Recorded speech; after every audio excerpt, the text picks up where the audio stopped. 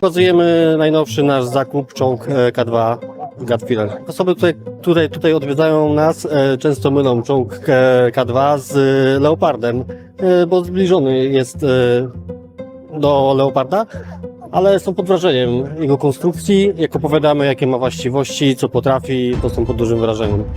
Najbardziej ludzie są zaskoczeni, że nasz czołg posiada klimatyzację. 폴란드 퍼레이드의 주인공은 한국 무기였다. 최근 2년간 폴란드 군전력은 이전과 비교할 수 없을 만큼 강해졌습니다. 한국과 미국으로부터 전차, 자주포, MLRS, 전투기, 대공 미사일 등을 구입한 폴란드는 현재 유럽 내에서 가장 강력한 군대로 거듭나는데요.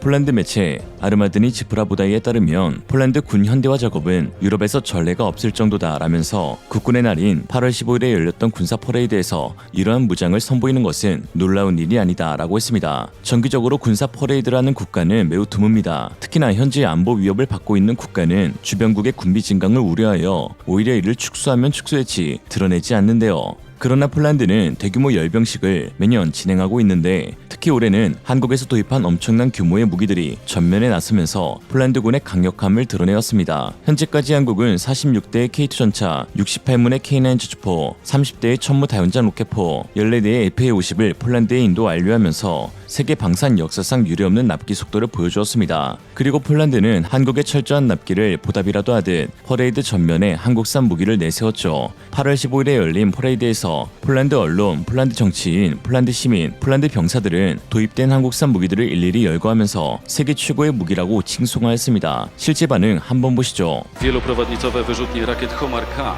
egzemplarze z 18 Pułku Artylerii z Nowej Dęby. I do trybuny zbliża się czołg K2GF. Dowódcą kolumny jest porucznik Patryk Pawłowski. Czołg ten to południowo-koreański czołg podstawowy przeznaczony do prowadzenia działań bojowych w dzień i w nocy, w każdych warunkach terenowych, a także przy ograniczonej widoczności.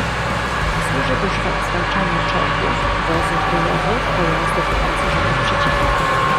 Uznawany za jeden z najnowocześniejszych spośród obecnych produkowanych czołgów podstawowych. Wyróżnia go mniejsza waga, duża manewrowność oraz nowoczesny system kierowania armii i wsparcia dowodzenia. Wystawione przez 20. Brygadę Zmechanizowaną przez 6. Dywizję Zmechanizowaną. Muszę zwrócić uwagę, że głównym uzbrojeniem czołgu jest armata 120 mm, która dzięki automatowi ładowania umożliwia wstrzymywanie 10 pocisków czołgowych. I do trybuny zbliża się wóz dowódczo-sztabowy na podwoziu gąsienicowym K9 z 14 Dywizjonu Artylerii Samobieżnej 21 Brygady Strzelców Podhalańskich 18 Dywizji Zmechanizowanej. Dowódcą baterii samobieżnej jest podporucznik Oskar Jakubowski. I zbliża się 155 mm samobieżna haubica K9A1. 155 mm południowo-koreańska haubica samobieżna na podwoziu gąsienicowym przeznaczona do niszczenia artylerii, stanowisk dowodzenia, umocnień terenowych oraz systemów przeciwlotniczych przeciwnika na donośnościach do 40 km. Egzemplarze z 18 Dywizji Zmechanizowanej. Wzmocnieni żołnierzami z 18 Pułku Artylerii.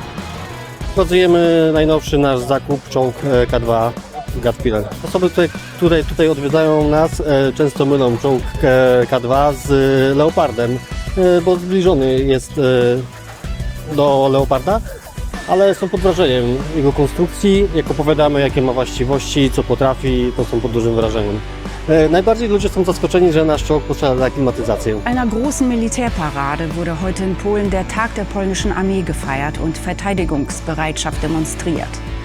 Seit dem russischen Angriff auf die Ukraine wird die polnische Armee weiter bedeutend aufgestockt. Durch die Straßen der Hauptstadt rollten 220 Bodengeräte, darunter Abrams-Panzer, Rosomak und Borsuk Transporter, Krab und K9 Kanonenhaubitzen, HIMARS Raketenwerfer sowie Patriot Flugabwehrsysteme. Präsident Andrzej Duda unterstrich, wie wichtig eine starke, gut ausgerüstete Armee ist angesichts des Krieges in der Ukraine.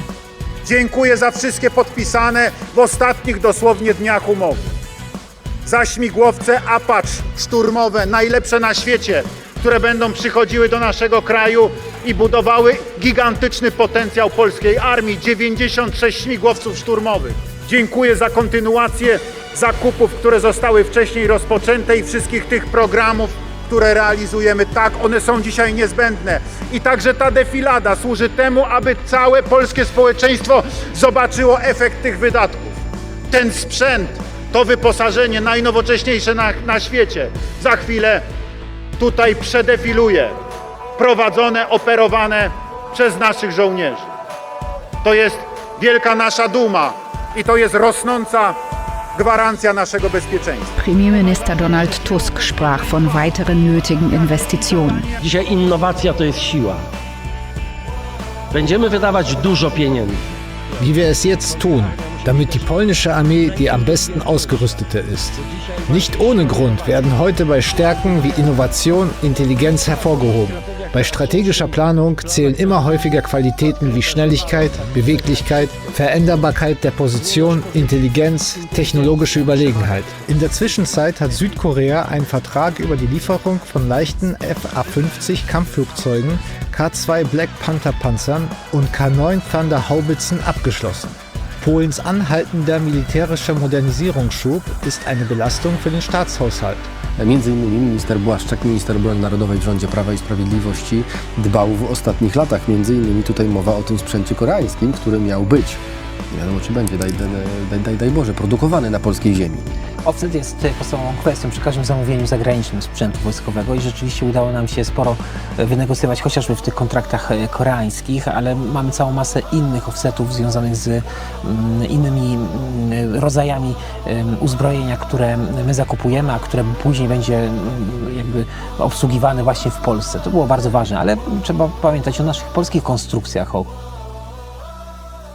8월 15일은 공교롭게도 한국의 독립기념일이기도 합니다. 폴란드 대사관은 한국과 폴란드라는 칼럼을 통해 두 국가의 이러한 공통점을 주목하면서 양국의 우호적 관계를 발전시켜야 한다고 주장했는데요. 다음과 같습니다. 국가마다 결정적인 전환점이 되는 역사적으로 중요한 날짜가 있다. 신기하게도 8월 15일은 폴란드와 한국 모두의 특별히 중요한 날로 양국 모두 독립을 기념하는 날이다. 광복절은 한국의 긴 역사에서 가장 중요한 사건 중 하나이며 폴란드에 있어서도 역사상 가장 중요한 날인데 주변국의 침략에서 국가를 지키기 위해 싸워야 했다. 1920년 폴란드는 볼셰비키의 침략을 당한다. 이 전투는 세계 역사에서 가장 잔인한 전투로 불렸고 수많은 피해가 있었지만 결국 폴란드는 독립을 지켜내었고 그와 동시에 볼셰비키의 유럽 진출 길을 막은 방어벽이 되었기 때문에 유럽 전체를 지켜낸 셈이 되었다. 만약 폴란드가 실패했다면 폴란드는 차기 볼셰비키 공화국으로 바뀌었을 것이고 여러 국가가 그와 같은 운명을 맞게 되었을 것이다. 한국은 기적을 이뤄낸 국가다. 전쟁의 폐허를 딛고 한강의 기적이라고 불리는 경제개혁을 이뤄냈다. 한강의 기적은 열심히 일하는 사람들과 뛰어난 관리 능력, 이성적인 계획이 갖고오는 결과다. 1945년 이후로 길고도 힘겨운 나날 가운데 이뤄낸 수학이다. 8월 15일 이 특별한 날에 한국과 폴란드는 서로를 축하하고 양국의 긴밀한 동반자 관계를 기쁨으로 화답하고 싶다 라고 하였죠. 실제로 폴란드가 한국산 무기를 대거 도입할 때 외신들은 한국과 폴란드의 공통점에 주목하였습니다. 두 나라는 매우 비슷한 지정학적 공통점이 있는데요. 강대국 사이에 낀 국가라는 것입니다. 폴란드는 독일과 러시아 사이에서 끊임없이 시달렸습니다. 1795년에서 1918년까지 러시아, 프로이센, 오스트리아 3국에 의해 분할되어 국가가 소멸하기까지 했는데요. 그 뒤 1991년 소련 붕괴로 비로소 독립국이 되었습니다. 한국도 중국과 일본, 북한에 의한 침략으로 인해 나라의 주권을 잃고 또 분단의 고통까지 당했습니다. 한폴 방산협력은 결국 주변국에 의한 동병상련의 역사가 이어준 결과물이라는 시각도 존재합니다. 한 나라의 지정학적 위치는 그 나라 안보에 결정적이지만 그렇다고 이웃 국가가 싫어서 다른 데로 국토를 옮길 순 없습니다. 오직 국가의 안보를 위해 치열하게 다투고 자주국방을 이뤄내는 것만이 유일한 방법이죠. 폴란드 바르샤바 전투의 과정을 보면 마치 6.25 전쟁 당시의 한국을 보는 듯합니다. 거의 점령 직전까지 몰렸던 상황에서 기적적으로 반격에 성공하며 영토를 되찾는 저력을 발휘합니다. 그리고 전쟁 이후의 영토가 현재 영토로 확정되는 것도 비슷하죠.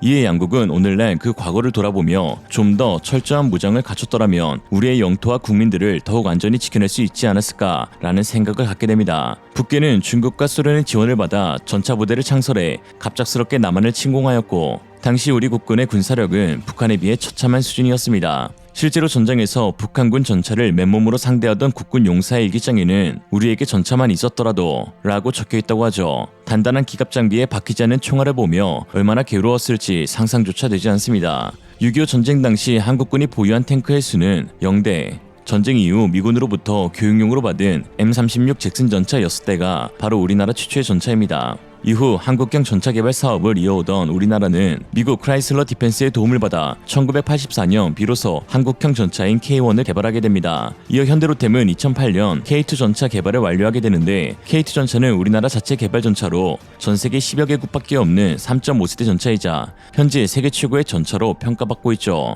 그리고 폐허의 땅에서 70년 만에 전 세계 최고의 기갑 장비를 보유한 국가가 바로 한국입니다. 자주 국방은 하루아침에 이루어지지 않습니다. 수십 년간 수많은 고민과 선택의 과정 속에서 이루어집니다. 그 과정에서의 목표는 오직 하나로 우리 안보를 지키기 위함이죠. 이에 안보에는 여야가 없는데요. 폴란드의 안제이 두다 대통령과 도널드 투스크 총리, 둘은 소속 정당이 다르지만 모두 한 목소리로 군비 증강을 외치고 있습니다. 결과적으로 정권이 바뀌어도 한국과의 방산계약을 이어가게 되었죠. 우리나라 역시 수십 년간 많은 정권이 교체되었지만 무기 개발 및 양산을 게을리하지 않았습니다. 그러나 오늘날의 이완용들은 힘들게 개발한 군무기 핵심 기술들을 유출하고 있는데요. 최근 K2 전차 핵심 기술을 통째로 유출한 연구원이 체포되었습니다. 단돈 수천만 원에 나라를 팔아먹는 새끼들이죠. 사실 이러한 군무기 기술 유출은 매년 발생하고 있는데요. 일각에서는 낮은 처벌 수위가 현대판 이완용을 양성하는 중이다 라고 비판하고 있습니다. 제때 잡지 못할 거라면 잡은 후에 처벌이라도 세게 해야겠죠. 반대하면 기술 유출범. 오늘의 한 줄평, 기술 유출, 무기징역. 이생으로 리얼리즘이었습니다. 여러분의 생각은 어떠신가요? 현명하고 지혜로운 여러분의 의견을 지금 댓글에 남겨주세요. 감사합니다.